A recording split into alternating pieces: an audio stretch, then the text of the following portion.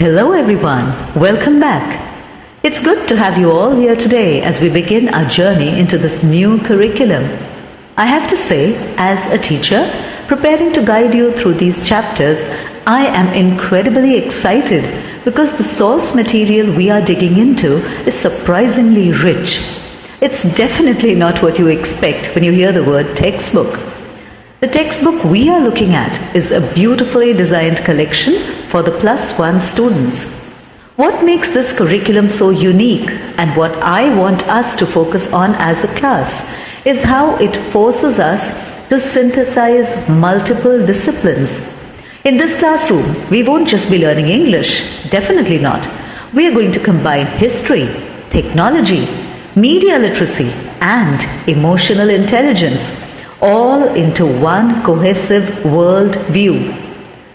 Now, my mission as your teacher is to help you sift through this massive compilation of literature, speeches, and essays to extract some truly profound life lessons. Together, we are going to cover everything from solo ocean voyages and world-changing chess matches to the philosophical musings of comedians and presidents. Think of this as our collective shortcut to becoming well-informed, thoughtful, critical thinkers without the usual information overload. Yes, it is a lot of ground for us to cover, but the connections between these pieces are just brilliant. We can basically use this single textbook as a microcosm of our shared human experience. Now let's begin with our first narrative, which really dives into emotional intelligence and personal transformation through comedian Trevor Noah's childhood anecdote about his deaf dog Foofy. It is such a heartbreaking but eye-opening story. Noah was absolutely devastated to discover that Foofy was basically spending all her days at another boy's house. She was living a double life and responding to a completely different name over there. They called her Spotty.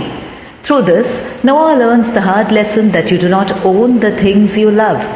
If you think about it, it's like holding sand. The tighter you squeeze, the more it slips through your fingers, right? But isn't it human nature to want to possess what we love? How do we actually practice the lesson Noah learned here? What's fascinating is the realization that Fofi wasn't being malicious in any way. She was just living her life to the fullest. Because she was deaf, she didn't really care about the labels humans gave her. Relinquishing that desire for control is so hard, but it's essential, a very valuable lesson, right? The textbook actually connects this to a fictional story by O. Henry about a master safecracker named Jimmy Valentine. He assumes a new identity, reforming himself to build a highly respectable life as a guy named Ralph Spencer. And he's just about to get married. But then, a child accidentally gets locked inside a bank vault. He has to make a choice. He has to sacrifice his hard-won, reformed identity as Ralph Spencer to break open that safe and save the trapped child. It proves that true transformation requires letting go of your ego and your past attachments completely. It really makes you think about your own life, whether in relationships or careers, where you might be holding on too tightly to a past identity or a false sense of ownership.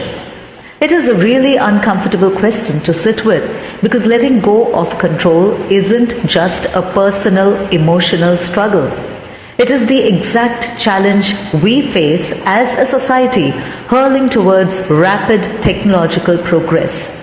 The anxiety of losing control scales up to a societal level really quickly. The curriculum introduces two contrasting pieces that highlight this perfectly. First, you have H.L. Barber's account of early steam-powered classic cars. Back then, they were super dangerous, and the general public saw them as a terrifying disruption, thinking the inventors were completely crazy. The text pairs that with Garry Kasparov's 1997 chess battle against IBM's Deep Blue supercomputer. Kasparov felt this terrifying realization that his machine opponent had absolutely no human fears. If we connect this to the bigger picture, Every major technological leap, from Carl Benz's first motor vehicle to modern AI, feels like an existential threat, making us feel like we are being replaced because the machine doesn't blink. But what Kasparov ultimately realized is that human plus machine is vastly superior to either one alone, a very important realization.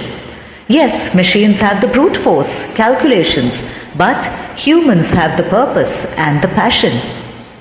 Here is where it gets really interesting. The text also includes a speech by Barack Obama, which he gave at Stanford regarding disinformation, where he calls the internet a blurred window, where lies and truth just flow side by side. That environment turbocharges humanity's absolute worst impulses. So my question is, if we embrace machines like Kasparov suggests, how do we survive Obama's blurred window without losing our grip on reality? Aren't we just outsourcing our critical thinking at that point? It's a valid fear, yes, but Obama's solution is that we must address the demand for toxic information, not just the supply. We can't just blame the algorithm. We have to become critical thinkers ourselves because we are the ones clicking on it. And it is really important to note here, impartially, just as the text does, that both right-wing and left-wing political spheres are equally vulnerable to this blurred window. We aren't taking sides on the politics, just reporting what the source material points out. The tools themselves don't control us, we control the tools. That is such an important distinction. But surviving this chaotic, fast-paced modern world requires immense physical and mental endurance. This brings us to arguably the wildest true story in this entire textbook. The sailing story of Commander Abhilash Tomy. He was the second Indian to circumnavigate the globe completely solo, sailing his boat, the Madei, around the notoriously dangerous Cape of Good Hope, also known as the Graveyard of Ships. He gets hit by 70-knot winds and massive 8-meter roaring waves. The wind is so intense that it literally shreds his sail with a sound like a cannon shot, leaving him completely at the mercy of the ocean. Instead of despairing, Tomy realizes that he is crossing his own path on the 540th birthday of Copernicus, and he actually finds awe in the chaos. It's an incredible display of mental fortitude, and I see a huge connection here to another figure in the text, Bhanu Attaiya, the Oscar-winning costume designer for the movie Gandhi. She faced a chaotic, noisy industry, but she just ignored the noise and focused entirely on her craft and her calling. This raises an important question. How do we maintain faith in our journey when the literal or metaphorical sails tear? Where does that inner stability come from? Well, the text ties this back beautifully to that famous 1897 editorial, "Yes, Virginia, there is a Santa Claus."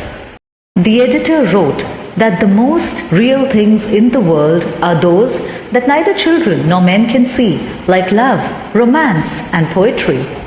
Tomy couldn't physically see the wind, but he trusted his navigation skills. Attaiya couldn't see the Oscar, but she trusted her art. They relied on the unseen. I would encourage anyone to think about their own personal Cape of Storms. What unseen forces are anchoring you when the waters get rough? The text brings up Bertrand Russell's three passions, love, knowledge, and pity for human suffering, as the kind of invisible anchors that keep you steady. Yes, this is the segment that actually leads you to the textbook, leads you to all the values in each one of the beautiful lessons presented here. What a journey this exploration has been. Going from learning to release control with Trevor Noah and Jimmy Valentine to navigating the blurred window of tech with Kasparov and Obama, and finally surviving life's tempests by trusting the unseen with Commander Tomy. I just love this. But before wrapping up, there's one final haunting scenario from the source material to really chew on. It is a surreal story called Radha Just Radha, a story in translation by M. Mukundan. In the story, a young girl returns home only to find that her friends, her neighbors, and even her own parents look at her with total unfamiliarity, having absolutely no idea who she is.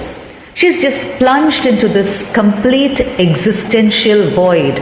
It makes you ponder, if all the external validations of your life, your name, your relationships, your career were suddenly stripped away and no one recognized you, who would you actually be? What is the core of your identity when the world's mirror goes blank?